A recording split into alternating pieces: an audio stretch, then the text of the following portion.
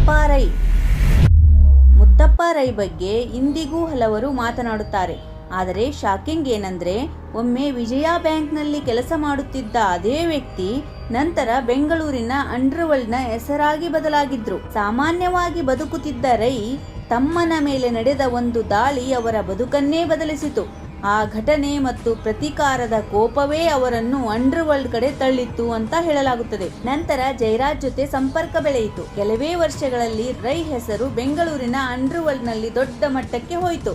ಆದರೆ ನಂತರ ಜಯರಾಜ್ ಮತ್ತು ಮುತ್ತಪ್ಪ ರೈ ನಡುವೆ ದೊಡ್ಡ ಶತ್ರುತ್ವ ಶುರುವಾಯಿತು ಅನ್ನೋ ಚರ್ಚೆಗಳಿವೆ. 1989ರಲ್ಲಿ ನಡೆದ ಜಯರಾಜ್ ಹತ್ಯೆ ಬೆಂಗಳೂರನ್ನೇ ಶಾಕ್ ಮಾಡಿತು. ಆ ಪ್ರಕರಣದಲ್ಲಿ ಮುತ್ತಪ್ಪ ರೈ ಹೆಸರು ದೊಡ್ಡ ಮಟ್ಟದಲ್ಲಿ ಕೇಳಿ ಬಂದಿತು. ನಂತರ ಅವರು ಅಂಡರ್ವರ್ಲ್ಡ್ ನಲ್ಲಿ ಇನ್ನೂ ದೊಡ್ಡ ಶಕ್ತಿಯಾಗಿ ಹೊರಹೊಮ್ಮಿದರು. ಪೊಲೀಸರ ಒತ್ತಡ ಹೆಚ್ಚಾದ ಬಳಿಕ ದುಬೈಗೆ ತೆರಳಿದರು ಅನ್ನೋ ವರದಿಗಳಿವೆ. ಅಲ್ಲಿದ್ದ ಸಮಯದಲ್ಲಿ ದಾವೂದ್ ಇಬ್ರಾಹಿಂ ಜೊತೆ ಸಂಪರ್ಕ ಇತ್ತು ಅನ್ನೋ ಆರೋಪಗಳು ಕೇಳಿ ಬಂದವು. ಆದರೆ ಅನೇಕ ವಿಷಯಗಳು ಅಧಿಕೃತವಾಗಿ ಸಾಬೀತಾಗಿಲ್ಲ. ವರ್ಷಗಳ ನಂತರ ಅಂಡರ್ವರ್ಲ್ಡ್ ನಿಂದ ದೂರವಾಗಿ ಬಿಸಿನೆಸ್ ಮತ್ತು ಜಯ ಕರ್ನಾಟಕ ಮೂಲಕ ಹೊಸ ಇಮೇಜ್ ಕಟ್ಟಿದರು. ಒಮ್ಮೆ ಭಯಾನಕ ಡಾನ್ ಅಂತ ಕರೆಯಲ್ಪಟ್ಟ ಅದೇ ವ್ಯಕ್ತಿ ಕೊನೆಯ ದಿನಗಳಲ್ಲಿ ಸಮಾಜ ಸೇವಕನಾಗಿ ಜನರ ಮುಂದೆ ಕಾಣಿಸಿಕೊಂಡರು.